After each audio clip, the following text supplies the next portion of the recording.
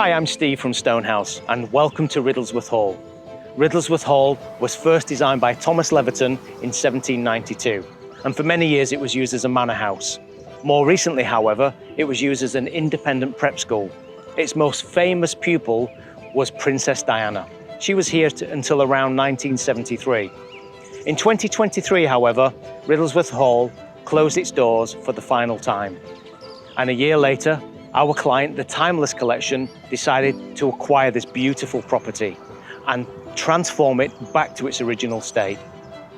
Over the next 3 years, you will see us develop this beautiful building into a luxury 5-star later living accommodation. It will have a Michelin star restaurant, a cinema room, a golf simulator, and many other amenities. Watch over the next 3 years as we take you on an incredible journey as we rebuild and retransform this beautiful building. So for now, come with me and see how it looks right now.